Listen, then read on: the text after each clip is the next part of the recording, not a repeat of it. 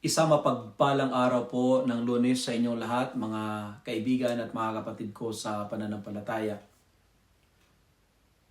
Nang marinig ko ang kwento ng bulag na lalaki na sumisigaw, "Jesus, anak ni David, mahabag ka sa akin." Alam nyo, nakita ko ang sarili ko sa kanyang kalagayan. Tulad ng bulag na ito, may mga pagkakataon sa buhay ko na nakaupo rin ako sa gilid ng daan ng buhay. Punong-puno ng pangamba, kalituhan, at pagkabagabag, at minsan parang hindi ko makita ang tamang landas.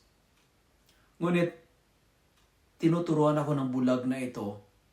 Tinuturuan niya ako na ang pananampalataya ay nagsisimula sa tapang na tawagin si Jesus. Kahit na pinipigilan ka ng ibang tao at sinasabi sa iyo, "Manahimik ka na lang. Ang ingay mo. Manahimik ka."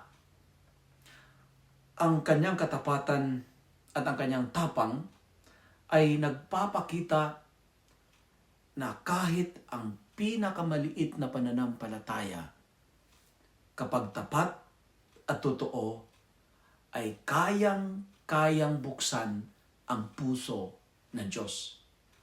Alam nyo, at nang huminto si Jesus at nagtanong, "Father Jack, ano ang nais mong gawin ko para sa iyo?" Mga kapatid, ramdam ko ang init ng presensya ng Diyos sa aking buhay.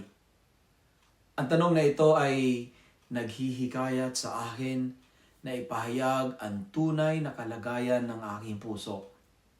Ang aking mga pangarap, mga sakit, mga pangamba, at takot sa buhay. Tulad ng bulag na lalaki na nagsabi, "Panginoon, nais kong makakita." Ako rin ay nananalangin na pagkalooban ako ng kaliwanagan ng Espiritu, pag-asa sa gitna ng kalituhan, at kakayahang makita ang kasama ng Diyos sa aking pang-araw-araw na buhay. At nang naibalik na Jesus ang kanyang paningin, nakita ko ang tunay na himala ay hindi lamang sa pagpapagaling ng mata, kundi ang pagbabago ng buhay, ang pagkilala sa Diyos, at ang pagsunod sa Kanya na may pusong puno ng pasasalamat at papuri. Kung ikaw ang tatanungin ni Jesus, ano ang gusto mong gawin ko para sa iyo? Mga kapatid, ano ang hihingin mo sa Diyos? Katulad ng bulag na ito, magpakumbabang humingi ng tulong sa Kanya at sabihin sa Kanya, "Jesus, anak ni David, nais ko ring makakita.